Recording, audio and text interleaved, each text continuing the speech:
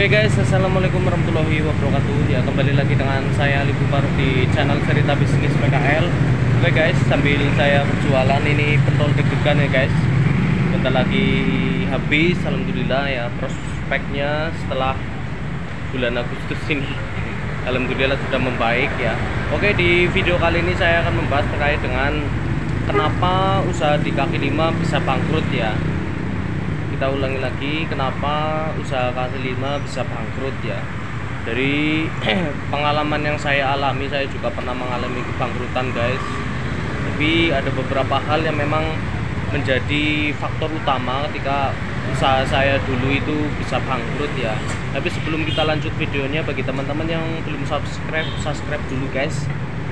Bagi yang sudah, terima kasih banyak. Jangan lupa tulis di kolom komentar ya pendapat kalian terkait dengan tema kali ini. Oke, yang pertama adalah kenapa bisa bangkrut, kaitannya dengan yang paling utama adalah modal ya. Modalnya habis ya, modalnya habis. Kenapa kok bisa habis ya?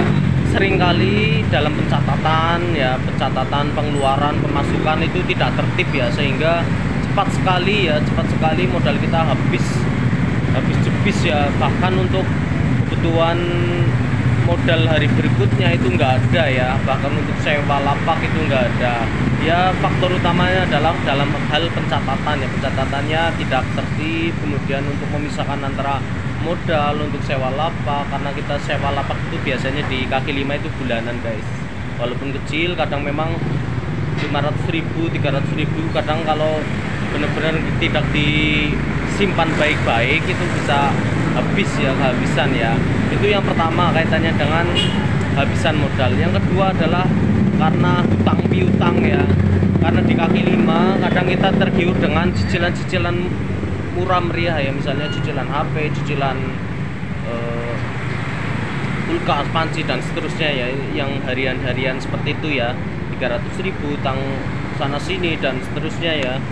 Itu biasanya membuat yang niatnya hari esok itu untuk modal itu tidak jadi ya. Akhirnya lama kelamaan numpuk kayak gitu ya. Pengalaman dari beberapa PKL yang saya saksikan di depan mata saya itu banyak sekali yang kolaps gara-gara kebanyakan buka lubang utang sana sini, utang